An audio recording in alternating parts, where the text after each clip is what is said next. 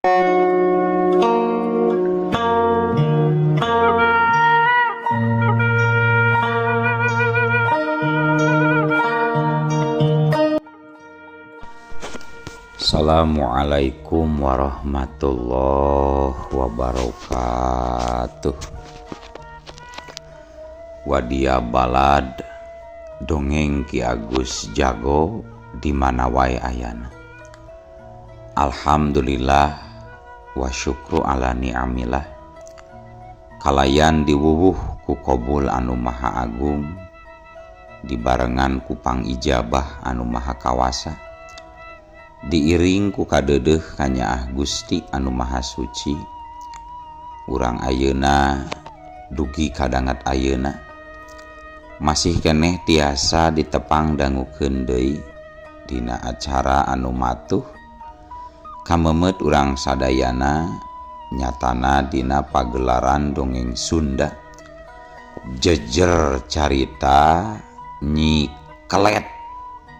Ayeuna kantun bagian anu ka 13 nanya pamiarsa. Ieu dongeng mangrupikeun buah karyana Kang Rudiansah ti Palihan Leles Garut. Kangge Kang Rudiansah ngahaturkeun rewuh nuhun laksaketik kabingahan rehna parantos ngintunkeun naskah sakaligus ngawidian mamang kangge medar ieu dongeng dina kandaga dongeng Ki Agus Jago ieu. Atuh sumangga kanu teu acan subscribe kantun subscribe heula. Ngarah langkung pogot sareng langkung sumangat deui ka si mamangna dina enggoning medar ieu dongeng. Nging hilap di like di komennya nu saseueur-seueurna. Lainna naon? Mamang masok bingah gitunya upami mawasan komentar-komentar ti para wargi sadayana teh. Atuh ngarah teu nyangkolong tingkana waktos sumangga ayeuna mah urang lajengkeun deui dongeng Nyi Kelet bagian anu ka 13. Kumaha salajengna sorot cikopina betot simutna pagan heula tali kolorna bisi morosot merezel morozol uzel uzelan di tengah zalan tumpak dung dung tes.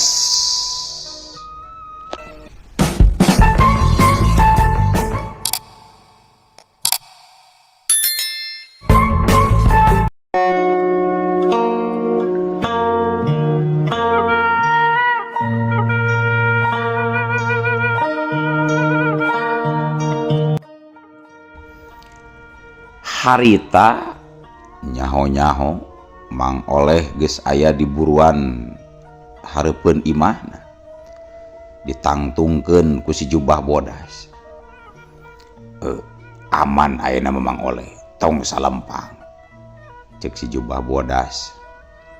Mang Oleh bari kokompodan gancang ngawalon sorana ngageleter. Duh, nuhun pisan kana pitulungna sun. Mana widi-widian bade naros atuh saha jenengan asli selirate bet nulungan ka mamang sarta uninga kana nami mamang sagarupa geuning. Kajurung kurasa kapanasaran harita Mang Oleh gancang nanya ka si Jubah Bodas. Si Jubah Bodas anu tembong panonna wungkul gulal giler kadenge nembalan sarta bari gide. Wayahna Mang kuring malwa kabisa ngabejakeun saha ngaran kuring sabenerna. Engke oge Mang Oleh bakal nyaho sorangan saha kuring sabenerna. Ayeuna mah sebat we heula nami kuring si Jubah Bodas. Oh mohon atuh wioslah pami kitu mah. Nanging panginten salirate uninga kana kayaan di lembur mamang pangintennya. Pami uninga atuh naha henteu ngabantos kana karepat anu lumangsung di lembur mamang. Eta ge sarua Mang can waktuna. Ngan engke sabatay oge kuring bakal ngayakeun tindakan ka Nyi Kelet kitu tamang. Sarta sakali deui Mang wayahna kudu balik ka lembur. Sabab tanaga Mang Oleh ayeuna keur dibutuhkeun pisan ku balarea. Tong mikiran kumaha beca, sabab Mang Oleh mah waktuna eureun tina ngabeca. Mohon mangga Jubah Bodas. Pami kitu mah Mang bade nurutkeun we kana cariosan salira. Moal maksakeun ngabeca da margi teu aya becana oge tos pejet. Mang bade uwih we ka lembur. Mohon wayahna we Mang. Ulah putus asa. Ayeuna kuring arek pamit heula nya. Sok we nya Mang. Mang Oleh oge ayeuna kudu reureuh isuk pageto. Mang Oleh kudu gancang balik ka lembur. Mohon mangga Jubah Bodas, mangga. Sanggeus kitu mah wus belesat.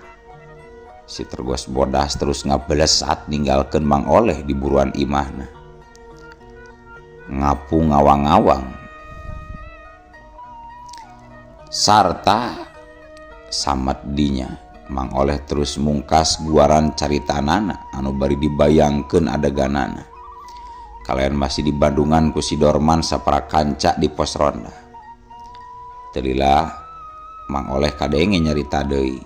Tah, jadi kitu jujutanana teh Jang Dorman, Jang Ohim. Mun harita teh si Jubah Bodas mah Mang bieung hirup keneh nepi ka ayeuna teuing kumaha. Ceuk Mang Oleh bari rutret kanu araya di dinya. Dorman bari diselangku ngaregot cikopi haneut. Kadenge cumarita deui negrakeun kareueusna, tapi disusul ku rasa kahanjakalan. Aduh, abdi ngiring reueus tur bagja Mang Oleh. Margi Mang Oleh bisa salamet tina pati, leupas tina ancaman nyikelet.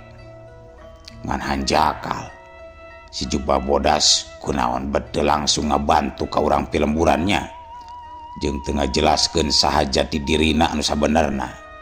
Sangkan urang kabeh teh jadi panasaran gitu teh Mang Oleh. Nyaeta Mang oge pugu ngarasa aneh Jang Dorman. Si Jubah Bodas teh bet ngarusiahkeun jati diri anu sabenerna, jeung ngomong can waktuna cenah manehna ngabantu ka ieu lembur. Nyanya cek urang mah hug ka dieu atuh bantuan urang lembur. Ari bener mah sarua musuh nyikelet. Jang Ohim mairan ku caritaan. Tenang Him. Tenang kumaha ari Kang Dorman. Sidik lembur teh keur teu aman, butuh jalma nu bisa ngabantu ka urang. Ari urang pan sakieu buktina, ukur mampu ngandalkeun kakompakan jeung kawani wungkul. Giliran aya nyikelet, mungguh can aya nu mampu ngungkulanana beureun Kang Dorman. Heush, ulah nyarita kitu Him. Di lembur teh masih aya kokolot di henteu teh oge. Sarta di antarana aya Pak RW Gandi jeung Pak RT Suha anu cenah arek nepungan dukun sakti anu katalana Ki Sudinta. Nya susuganan we atuh Ki Sudinta daekeun dibutangan tulung ku pihak lembur urang. Ohim teu ngomong deui. Manehna ukur unggek ngabenerkeun kana caritaan Dorman. Manehna oge memang nyahueun kana rencana RW Gandi jeung RT Suha nu hayang nepungan jago kolot anu nalah Ki Sudinta anu ahli dina kabatinan. Ohim ngareret ka saurang warga batur ngarondana nu harita ngaleos. Arek ka mana lur? Ngadon ngaleos geuning ka mana? Cek Ohim. Warga lembur ngaleos gancang ngaliuk bari nembalan. Kuring mah lain arek kabur Him, tapi arek kieu heula ieu teh yeuh tidak tadi ditahan. Oh, heueuh atuh Jug. Sangaleosna warga lembur anu jadi batur ngarondana. Anu ngarobrol kadenge neruskeun deui obrolanana. Cek perkiraan kuring geus aya kana 20 nyawa euy. 20 nyawa orok nu jadi korban ka kejeban nyikelet. Sarta 16 ibu-ibu anu keur ngarandung hamil oge 10 urang paraji sakti anu sohor. Ayeuna warga lembur jadi inceran teu kolot teu budak teu awet teu lalaki euy.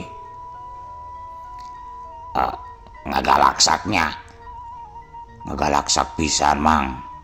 Bari ayeuna mah meh diunggal lembur ngalakukeun kituna teh. Tapi penting ayeuna lembur urang pasti bakal dirajah deui ye ku eta jurig hulu, antara jurig huluna Nyi Lilis atawa Nyi Suryati atawa deui bisa daratang dua anak Kang. Bisa jadi mun diparengkeun bakal datang dua nana. Sabab dina unggal heuleut 3 poe 3 peuting eta jurig hulu sok datang deui nyieun kaributan. Tapi tina kayan keur kitu ngadadak ti kajauhan aya sora nu ngakerau panjang.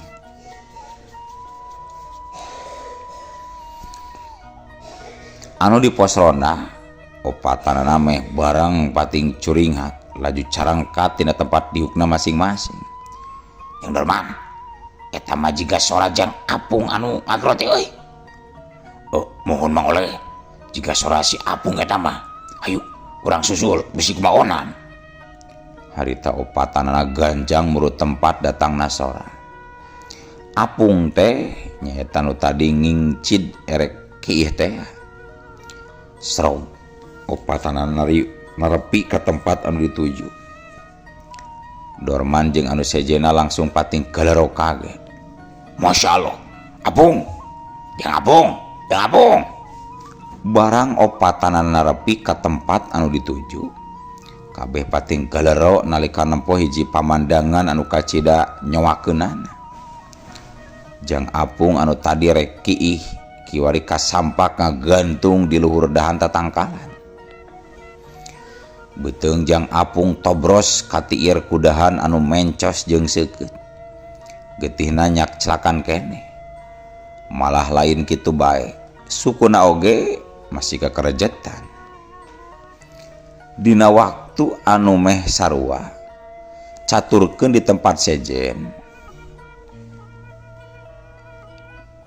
kabeneran aya 3 anu keur ngaronda di pos ronda teh. Di antarana aya Jang Hasan, Jang Usep, katut Jang Tatang. Maranehna ngadenge aya nu ngagerau panjang. 3 teh langsung carangkat tina tempat diukna, laju ngagredig murut tempat datangna sora. Ngan karek oge sabaraha lengkah 3 lalumpang. Ngadadak di luhur aya nu pating belesat ka kidulkeun. Nu hiji ka kidulkeun, nu hijina deui ka kulonkeun murut tungtung lembur. Atuh Jang Tatang rikat nakol kohkol. Sedengkeun Hasan jeung Usep pating gorowok nyebut aya jurig hulu. Barang jeung rabulna jalma lantaran ngadenge anu ribut, harita hiji jurig hulu kepegat ku ulasan warga lembur. Duruk. Cuk RT Suha turun ti imahna sarta ngabobotohan warga lembur pikeun ngaduruk jurig hulu. Anu geus pada apal kana rupa Nyi Lilis mah langsung nyarebutna eta jurig hulu Nyi Lilis. Aji tembo ngabar-ngabar bedog seukeutna. Lilis, mana inget kene ka aing teuris? Dicacag sia ku aing. Mana janji kaki Sudinta moal ngaganggu ka ieu lembur, tapi jol deui geuning ngaganggu. Kang Ajit anu kasep panggih deui jeung abdi Kang.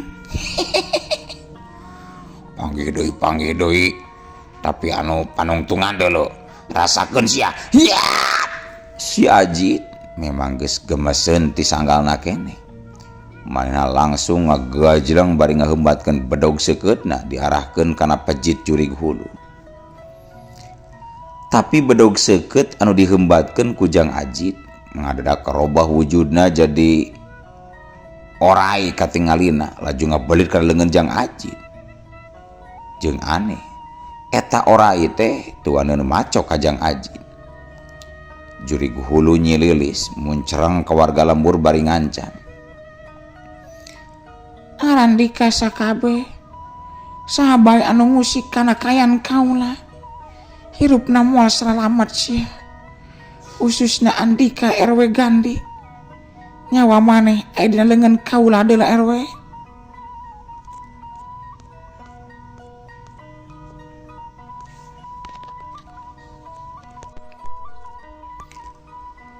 Eta orai teh ukur euleug huluna mencerong kana beungeut Jang Ajid.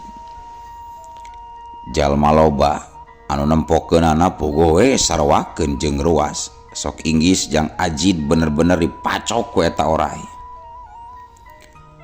Nyililis kadenge nyikikik seuri.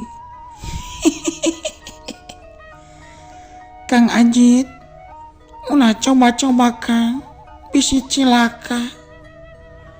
Untung akang mah masih diberi ampun ku abdi Kang. Lebar, heuk akang teh can kawin Kang. Bari jeung kitu eta orai anu melit leungeun Jang Ajid langsung ngajleng ku soranganna ka handap. Ngalagrageun maneh ka handap kana taneuh, ngawujud deui bedog seukeut. Sedangkan Jang Ajid mah masih kene ngahuleng kasima keneh ku eta kaayaan. Jurig hulu saterusna kadenge nangtang warga lembur. Mana warga anu tadi dititah ku RT Suha ngaduruk kula teh. Sok ieu geura duruk awak kula, ari bakal bisa mangadurukna. Cek jurig hulu. Bari terus nyirorot ka handap ngadegetan warga anu keur nyarkelan obor. Nangtang-nangtang pikeun diduruk. Bener warga, sok gura duruk eta jurig setan haram jada teh tuman, tong asa-asa duruk. Cek RT Suha deui. Warga lembur anu tita tadi memang geus sayaga diri marawa obor meh bareng ngalentabkeun seuneu oborna ka jurig hulu. Bodar sesedan, bodar. Aduh, tobat. Panas. Jurig hulu nyililis langsung ngoceak harita keneh. Sabab panaseun pecitna kaduruk. Tapi teu lila kituna teh. Seuneu nu ngalentab ujug-ujug ngaracleng, laju ngalentab warga nu ngaduruk ka manehna teh. Alah panas. Warga lembur kadenge pating koceak awakna kabareuleum. Anu nyaksian kan eta kajadian mungguh jadi pada kasima. Malah diantara nama aya nu terus kabur sagala ninggalkeun eta patempatan. Tapi anu lalumpatan teu bisa kebat lompatna. Nalika lebah pengkolan anu rada suni ngadadak aya sora anu ngagorobas. Sarta kaluar hiji cirim jalma dekil jeung rawun nu taya lian ti Jumadin geuningan eta teh. Dituturkeun ku Nyi Suryati anu ngawujud jurig hulu. Jumadin, Andika Kiwari geus jadi sabagian pihak kula. Ku kituna laksanakeun parentah kula. Paehan eta jalma-jalma anu meunang anu memang boga karep pikeun ngahalangan kana tindakan urang Jumadin. Cek Nyi Suryati marentah Jumadin pikeun ngabinasa warga lembur. Jumadin nahabat bisa leupas tina pangberokan. Cingana bae memang aya nu ngabebaskeun. Anehna teh Jumadin ayeuna lain bae ilang ingetanana nu leuwih parna. Tapi bisa dikadalikeun ku Nyi Suryati. Sarta sapasang panona jadi buringas galak jika anu keur kasandingan. Sabrut Jumadin nyebrut narajang ka warga lembur. Sarta diantarana anu langsung kabeunangan beheungna dicambretan lebah genggerongna nepi ka paragan. Sarta getihna nyebrot tina tatuna masing-masing. Kajleng beres cungkal kosot. Duka kumaha mimitina ramo-ramo leungeun Jumadin bercara di kuat jeung sareukeut bisa ngajambret genggerong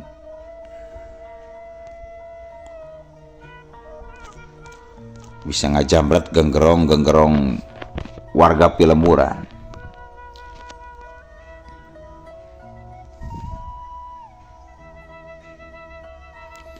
Dina kaayaan kitu tembong aya sabaraha urang jalma anu muru eta tempat. Di antarana aya RW Gandi jeung warga Lembur anu keur ngudag-gudag buronan. Setan alas. Aya di dieu geuning iblis jurig de. Gajang. Sekalian dua nana rungkup ku jaring, rungkup. Cek RW Gandi, gancang mere parentah warga pikeun nyang kalak buronan. Dua nana kudu dirungkup ku jaring. Atuh Jumadin beuki buringas galak. Sapasang panona rutret ka ditu ka dieu. Geus bogoh Nyi Suryati mah deka sadar aya anu ngepung.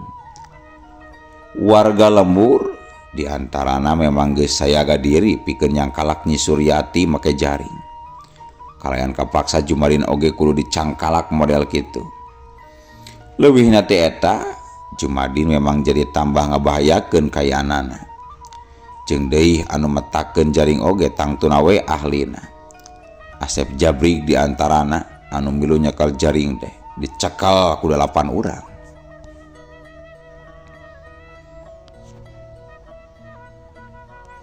Siut belesat les. Jurig hulu ngabelesat kakalerkeun ngan sakilat leungit. Punten. Jurig hulu muncereng ka warga Lemur bari ngancam. Arandika kabeh sabay anu ngusik kana kayan kula hirupna moal salamet. Khususna Andika RW Gandi, nyawa Andika aya dina leungeun kaula deuleu. Cek Nyi Suryati terus mureleng ka RW Gandi. Sabalikna RW Gandi seutik oge teu ieu ngarasa sieun ku ancaman Nyi Suryati. Kuring geus nyao, anjeun teu kudu ngancam Suryati. Asep Jabrik, gancang gerarungkupan eta jurig teh ku jaring gancang rungkupkeun. Cek RW Gandi ka Asep Jabrik. Asep Jabrik oge gancang mere komando ka batur-baturna. Siapkeun tanaga euy, rungkupkeun jaring, rungkup jaring. Cek Asep Jabrik. Nyi Suryati teu ngejat atawa teu ngalakukeun perlawanan waktu dirungkupan ku jaring. Sedangkan Jumadin sakilat lompat ngabelesat sarta nubruk awak saurang warga Pilemuran. Teuing terus ka mana jigna. Gajlung belesat rubuh cedak belah. Aduh. Warga Lembur anu katubruk awakna langsung umaduh bari ngageblak nang karak bengkang dina luhur lemah. Satwarku. Jurig hulu jalmaan Nyi Suryati mah beunang dirungkup ku jaring tanpa aya perlawanan. Beunang sia ayeuna mah maneh teh jurig setan. Ngaku sia. Mun maneh hirup keneh di mana cicing. Tapi mun geus pae di mana kuburanana. Teu hirupna teu geus paena sia. Hayo we ngakalakeun ka urang Lemur deuleu.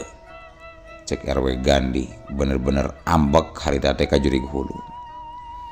Jurig hulu gancang ngawalon bari dina sikepna anu tetep tenang. Hebat maneh RW Gandi. Jawaban pikeun pananya RW. Kuring memang hirup keneh deuleu RW.